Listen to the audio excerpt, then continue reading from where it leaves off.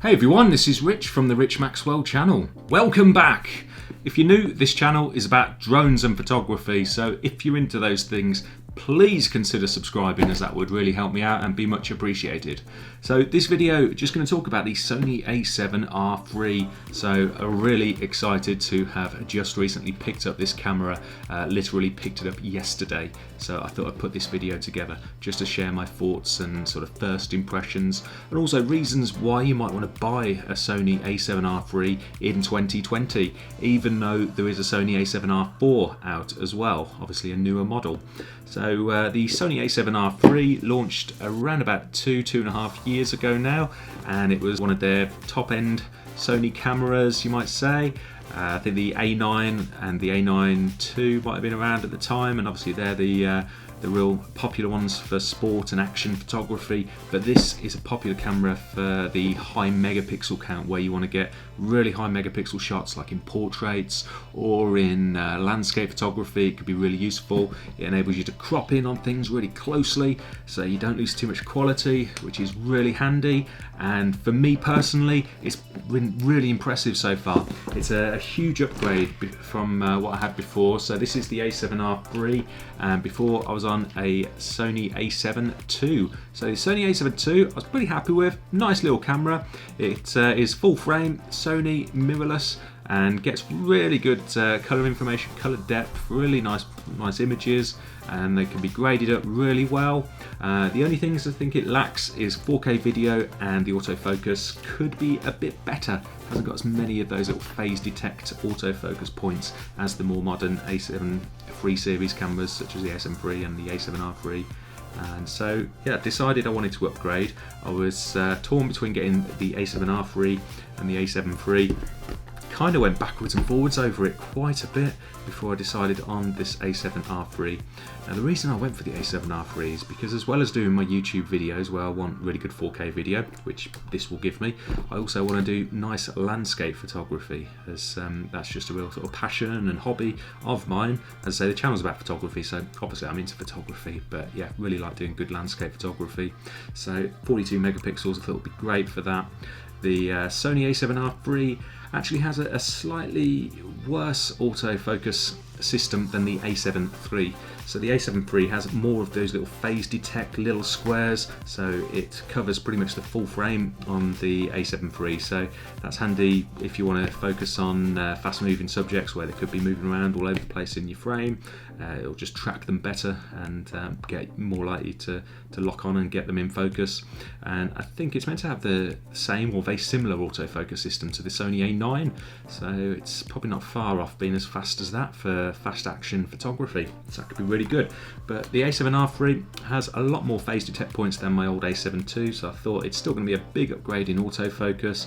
It does eye autofocus for humans and animals, and from what I've seen so far, that looks excellent. Took some photos of my son, my 6-year-old son, running around, and it just locks onto his eye so well with that eye autofocus. So it helps you get really nice sharp portraits and just candid sort of family shots of people. And also animals. Haven't tested it on animal autofocus yet, but no doubt it will work really well. Interesting though, with the eye autofocus, you do have to pick either the human autofocus or animal autofocus. So that could be a bit annoying if you're not sure what you're going to be shooting that day, as you've got to remember to sort of flip between the two in the settings menu. Yeah, I really wanted to upgrade my camera because currently I use two cameras. I've got an A6300, which is shooting this video right now, and I've got the A7 II. So obviously one is a crop sensor camera from Sony, the A6300, and then the other one, the A7 II, is full frame. So I've started to invest in some really good full frame camera lenses. So I've got things like the 17-28 Tamron, the 28-75 Tamron, which are really sharp, really nice fast focusing, just really good lenses. So I've been wanting to use those a bit more than my crop sensor lenses. And the crop sensor lenses I've got are okay. I've got a 50mm with the OSS, I've got the 18-105, I've got the kit lens for the 6300.